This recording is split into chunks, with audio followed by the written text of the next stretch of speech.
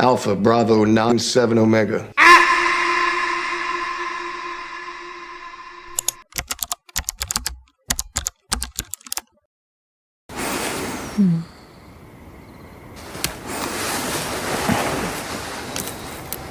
Cerita dimulai dengan memperkenalkan seorang wanita bernama Drasa, seorang sniper dengan kemampuan luar biasa.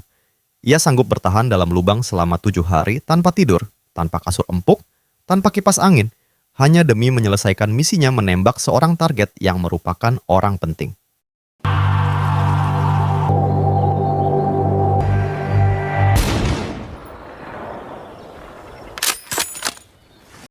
Beralih ke New York, lebih tepatnya kepada seorang pria bernama Levi. Sama seperti Drasa, Levi adalah seorang sniper handal, serta memiliki bakat langka dalam menembak jarak jauh dan kemampuan lainnya. Saat ini Levi telah menganggur selama kurang lebih 1 tahun setelah memutuskan keluar dari dunia militer.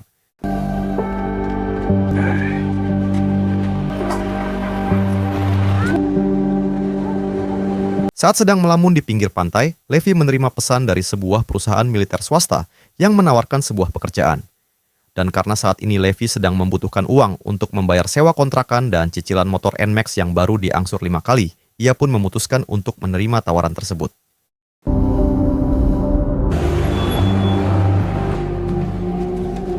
Dan inilah Ibu Martha. Beliau adalah seorang pimpinan perusahaan swasta yang masih menjadi bagian dari lembaga militer. Dan beliau langsung membacakan data identitas Levi yang tercatat sebagai mantan salah satu penembak jitu elit yang telah membunuh sekitar kurang lebih 270 orang. Martha sangat takjub dengan pengalamannya dan ingin menawarkan pekerjaan yang tepat untuknya.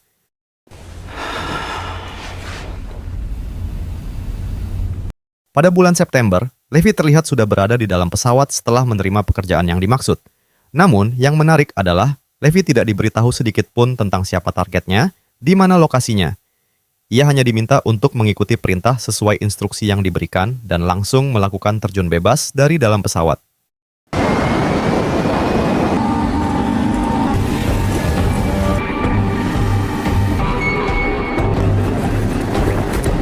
Selama kurang lebih 3 hari 3 malam, Levi harus berjalan sejauh 38 km, menembus hutan, melewati sungai, memanjat tebing, dan menghadapi medan ekstrim lainnya demi mencapai titik lokasi yang sudah ditentukan.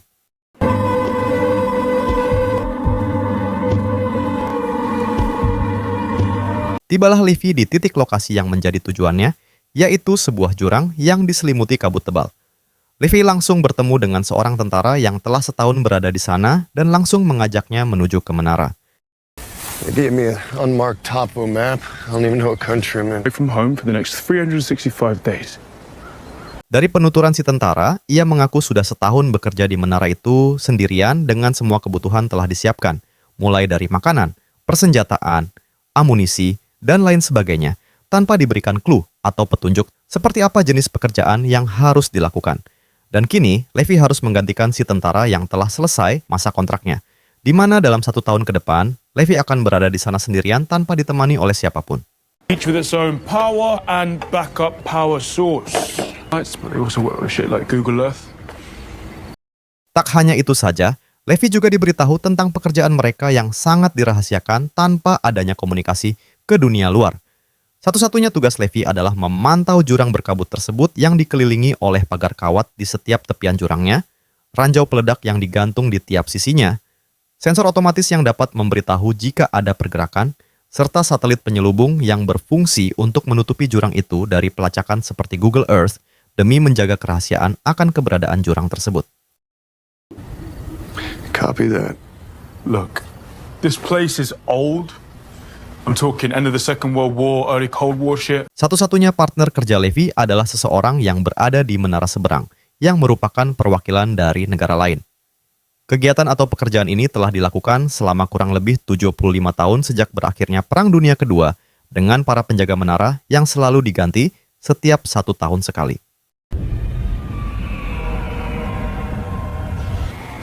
It's the name of a T.S. Eliot poem. Levi yang penasaran pun terus bertanya, ada apa di bawah jurang itu? Si tentara pun menjawab bahwa sulit untuk menjelaskannya. Tapi jika ada sesuatu yang memanjat dari bawah jurang itu, tembaklah. Cegah agar tidak naik ke atas permukaan dan lakukan tugasmu sampai selesai. I need to keep people from going in the gorge. No. You need to stop what's in the gorge from coming out. Entah ini ada kaitannya dengan makhluk mitologi yang telah ada selama ribuan tahun, atau mungkin Yakjuj-Makjuj yang keluar untuk menebar kekacauan. Entahlah, karena Levi sama sekali tidak diberitahu tentang apa yang sebenarnya harus ia hadapi. JD, what do you think's really going on here?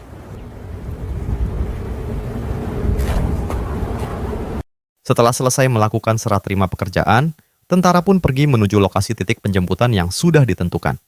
Ia dijemput oleh sebuah helikopter yang akan membawanya pulang ke kampung halaman.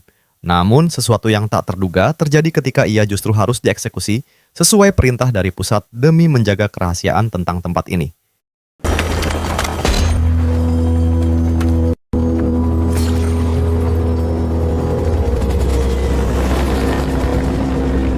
Pada bulan Oktober, setelah 1 bulan berada di tempat ini, Levi tampak sudah terbiasa dengan rutinitasnya, seperti memeriksa satelit penyelubung, memastikan pagar kawat tetap terjaga, memeriksa mesin senjata otomatis, dan menyampaikan laporan setiap 1 bulan sekali kepada Alpha.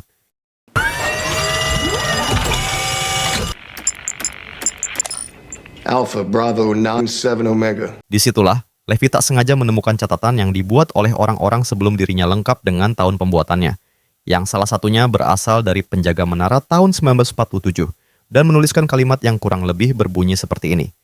Hanya mereka yang berani mengambil risiko terlalu jauh yang bisa tahu sejauh apa mereka bisa pergi.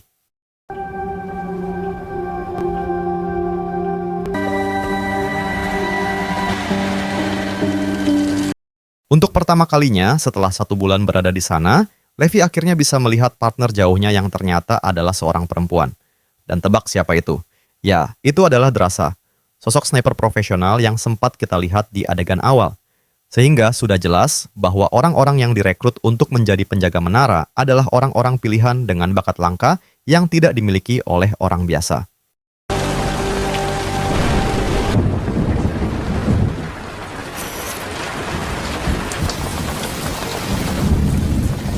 Dua bulan setelah Levi dan Drasa mulai menjadi penjaga menara, mereka akhirnya melakukan interaksi langsung lewat tulisan yang terlihat melalui teropong jarak jauh. Selain saling berkenalan, mereka juga mengadu keterampilan menembak untuk mengetahui siapa yang lebih unggul.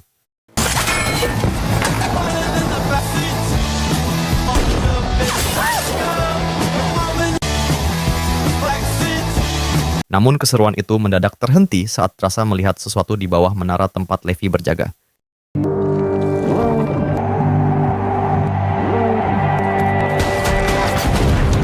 Entah makhluk apa yang sedang memanjat itu, Drasa yang berada di sisi lain pun segera memberikan bantuan dengan melepaskan tembakan menggunakan senjata mesin. Dan inilah yang terjadi.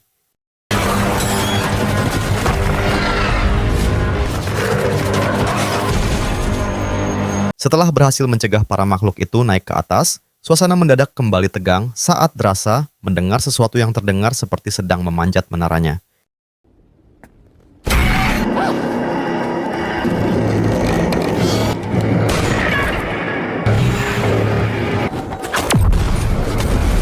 Dan ya, itu ternyata baru permulaan karena gerombolan monster kembali muncul dari bawah, bahkan berhasil melewati batas aman dan mengaktifkan sensor otomatis.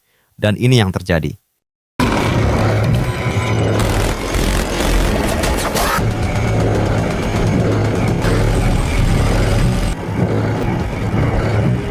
Keesokan paginya, Levi langsung memperbaiki semua kerusakan yang terjadi semalam, seperti pagar besi yang rusak dan ranjau gantung otomatis. Tepat saat Drasa sedang memantaunya dari kejauhan, tiba-tiba muncul sebuah pesawat kecil semacam drone. Namun, lebih futuristik yang terbang dari balik kabut tebal dan langsung pergi begitu saja.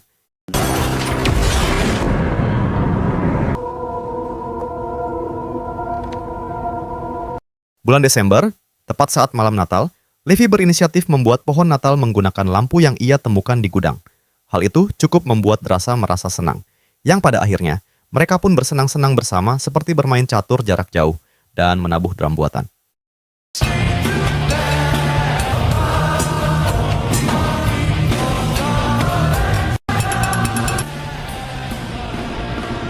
Setelah 6 bulan mereka berdua berada di sini, Drasa yang sedang bersedih pun teringat dengan ayah tercinta. Ia tidak melakukan patroli rutinnya yang membuat Levi bertanya-tanya hingga tepat pada malam harinya. Drasa pun mengutarakan isi hatinya yang sedang butuh seseorang di dekatnya dan berkata, "Hari ini terasa berat. Andai kau bisa berada di sini bersamaku."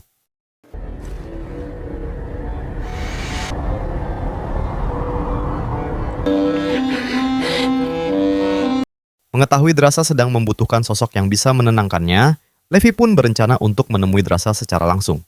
Ia mulai mencari alat-alat yang dibutuhkan dan berniat membuat peluncur tali agar bisa menyeberang ke menara tempat Drasa berada. Saat waktunya tiba, Drasa cukup terkejut dengan apa yang akan dilakukan oleh Levi, yang tanpa menunjukkan keraguan sedikit pun langsung menembakkan peluncur roket tanpa hulu ledak.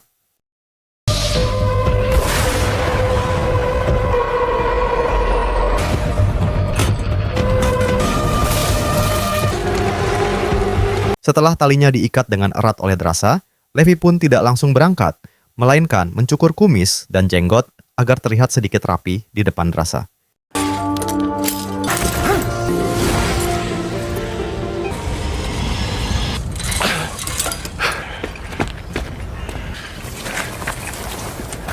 I brought you flowers.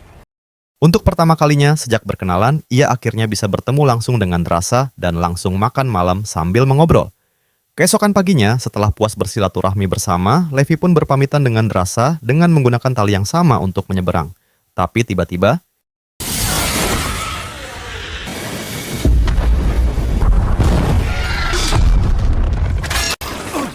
Levi pun jatuh ke dalam jurang setelah talinya terputus akibat para makhluk yang sedang naik dan tak sengaja mengenai ranjau gantung, di mana Drasa dengan sigap melakukan penyelamatan.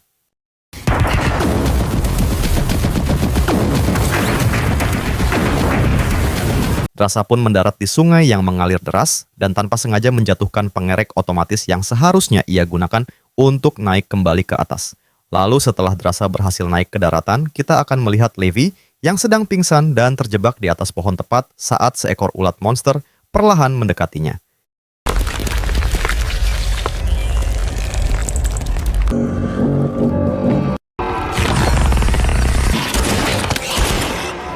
Setelah berhasil menembak ulat tersebut, Levi kembali terjebak oleh makhluk lain seperti akar hidup yang memiliki taring dan perekat alami yang membuatnya tak bisa lepas. Saat Levi sedang berjuang antara hidup dan mati, tiba-tiba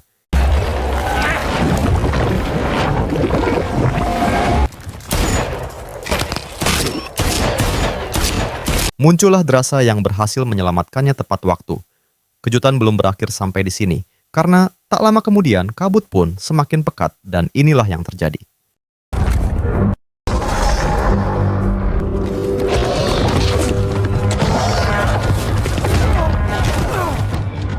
Entah makhluk apa yang sedang mereka berdua hadapi, makhluk-makhluk itu bisa menunggangi kuda dan mencoba menyerang mereka berdua. Namun, sebagai dua sniper terlatih yang memiliki bakat langka dan kemampuan di atas rata-rata, Levi dan Drasa berhasil mengatasi itu semua.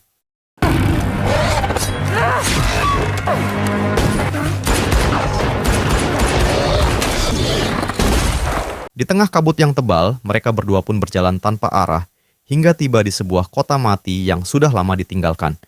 Tak hanya itu saja, Drasa pun menemukan retakan tanah bekas terjadinya gempa bumi di masa lalu, dan entah apa yang sebenarnya telah terjadi dengan kota di bawah jurang ini.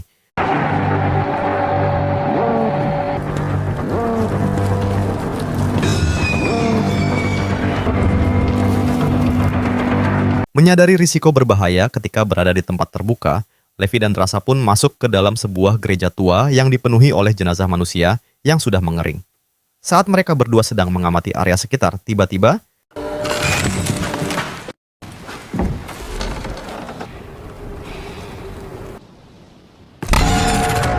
muncul makhluk aneh yang berwujud laba-laba dengan kepala tengkorak manusia. Entah makhluk apa ini, Drasa dan Levi pun harus berjuang menghadapi mereka semua.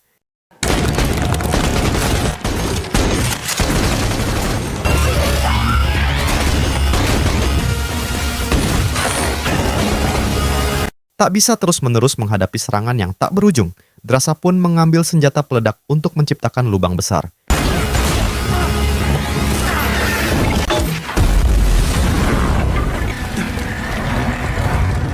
Lolos dari gereja yang menyeramkan, Levi dan Drasa pun berlari hingga tiba di sebuah bunker raksasa yang dibangun di bawah tanah.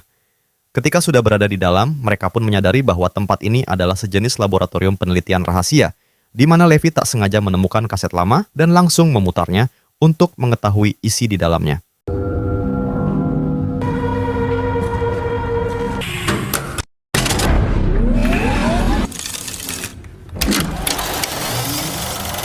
Dalam rekaman video lama itu terlihat seorang ilmuwan yang merupakan pimpinan proyek rahasia pemerintah.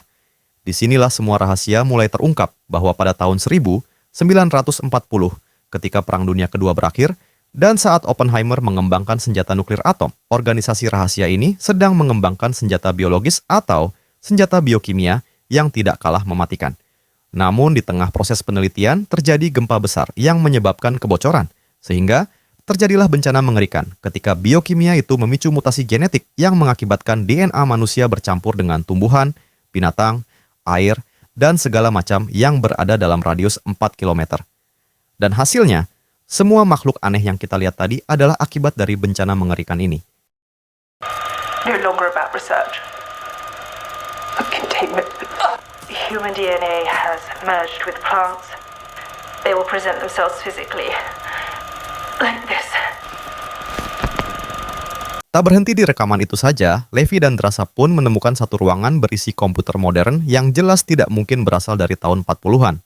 Saat Levi menyalakan komputernya, mereka menemukan sesuatu yang mengejutkan tentang orang yang merekrut mereka berdua, yaitu Ibu Martha, bahwa ia adalah pimpinan dari sebuah perusahaan swasta bernama Dark Lake, sebuah perusahaan yang bergerak di bidang penelitian genetik dan pertahanan yang pada intinya Ibu Martha sengaja menjaga dan merahasiakan jurang ini untuk dijadikan sampel penelitian dalam rangka menciptakan pasukan tentara super sebagai pertahanan bagi Amerika Serikat.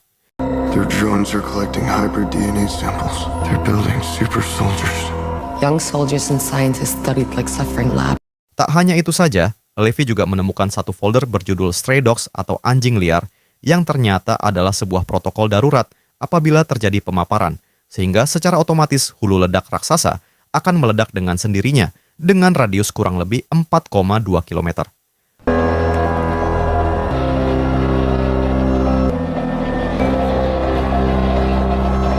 Setelah selesai dari laboratorium itu, Levi dan Drasa pun keluar untuk mencari jalan agar bisa kembali ke atas.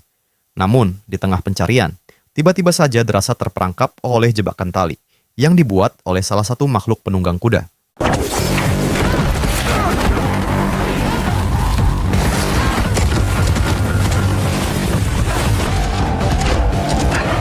Berdasarkan jejak Drasa yang diseret sejauh 500 meter, Levi pun berhasil menemukan kemana Drasa dibawa, yaitu sebuah lubang besar yang berisi rudal raksasa yang belum diluncurkan.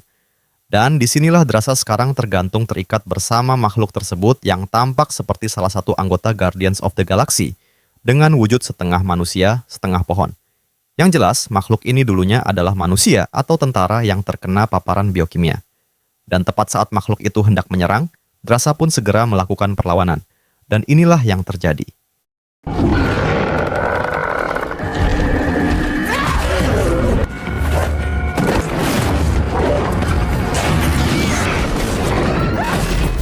Sangat tepat waktu, Levi datang ketika Drasa sedang membutuhkan pertolongan, dan setelah memastikan makhluk itu sudah mati, Drasa dan Levi pun melanjutkan pencarian jalan menuju ke permukaan. Sungguh sangat tidak terbayangkan ketika mereka melihat tanaman yang telah bermutasi. Persis seperti yang dijelaskan oleh ilmuwan dalam rekaman video jadul, di mana kebocoran biokimia tersebut telah menyebabkan DNA manusia bercampur dengan tanaman dan menciptakan sebuah pemandangan yang sangat mengerikan.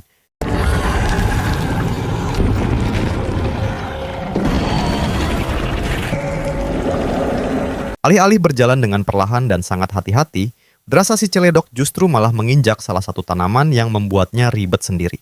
Sehingga Levi harus turun tangan membereskan masalah tersebut dan terpaksa melepaskan tembakan peledak untuk menyelesaikannya.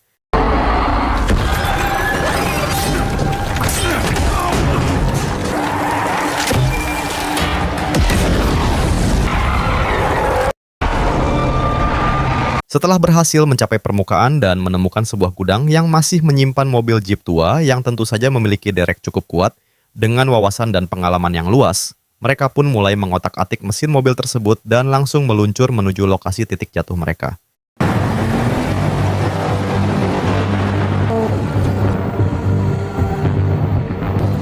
That's it.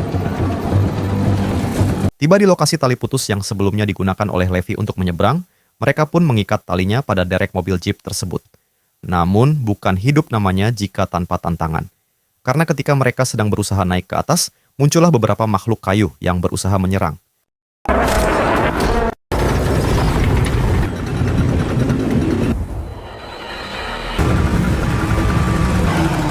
Tepat saat Levi dan Drasa berhasil melewati kabut tebal, makhluk-makhluk itu pun mulai memanjat naik untuk mengejar mereka berdua, sehingga ketegangan dan adrenalin kembali terjadi.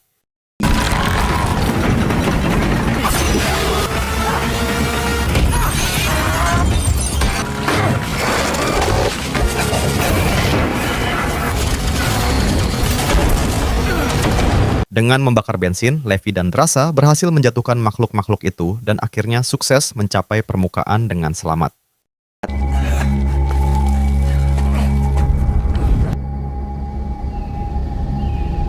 Tak membuang waktu, Levi pun kembali ke menara tempatnya berada dengan menggunakan peluncur tali milik Drasa.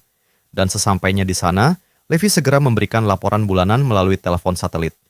Namun tak disangka, telepon tersebut justru tersambung dengan Ibu Martha yang baru saja menerima laporan terkait komputer di bawah jurang yang aktif. Sehingga Levi langsung didesak untuk menjawab siapa yang telah melakukannya. Did you go into the gorge? Negative. But I did see one of your drones fly out of here. Selain menjelaskan tentang tujuan dari perusahaannya yang sedang mengembangkan proyek tentara super sebagai pertahanan negara Amerika Serikat, Ibu Martha pun terpaksa harus mengeksekusi siapapun yang telah mengaktifkan komputernya. Dan karena Levi tidak mengaku, Ibu Martha justru mengancam akan menghabisi rekannya yang berada di menara seberang, yang tak lain dan tak bukan adalah Drasa.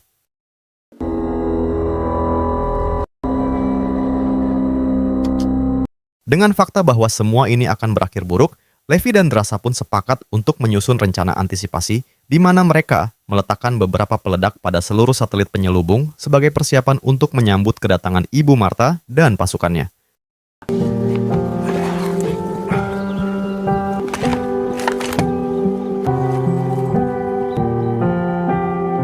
Tiba saatnya Ibu Martha datang, ia tidak menemukan Levi dimanapun. Dan setelah menyadari bahwa Levi dan Drasa telah bersekongkol untuk kabur, Ibu Martha pun langsung melepaskan beberapa drone militer guna melakukan pelacakan.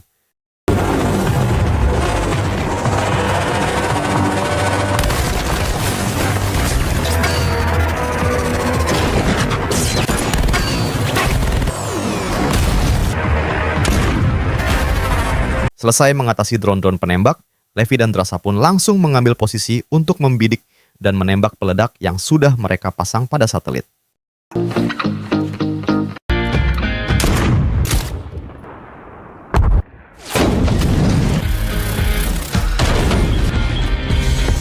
Sesuai dengan yang telah dijelaskan di awal, satelit-satelit penyelubung itu digunakan untuk mencegah penyebaran kabut tebal yang mengandung biokimia.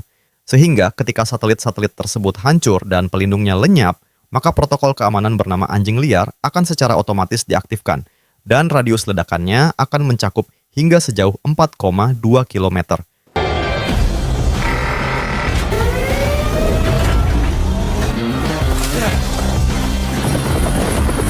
Dengan cepat, Ibu Martha pun pergi menggunakan helikopter untuk mencapai jarak aman. Begitupun dengan Levi dan Drasa yang berlari secepat mungkin menuju titik aman. Tepat saat Levi masih berlari dengan kaki terpincang-pincang dan Ibu Martha yang masih cemas dengan nasibnya, tiba-tiba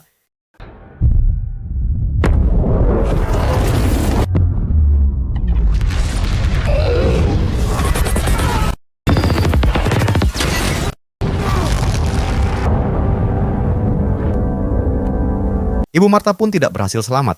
Begitu pula dengan Levi yang nasibnya masih belum diketahui.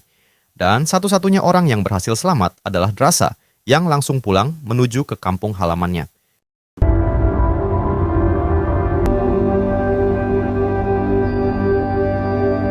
Dua bulan setelah kejadian tersebut, kini Drasa bekerja seperti biasa sebagai seorang pelayan di sebuah restoran kawasan wisata, di mana akhirnya Levi muncul kembali setelah berhasil selamat dari ledakan itu.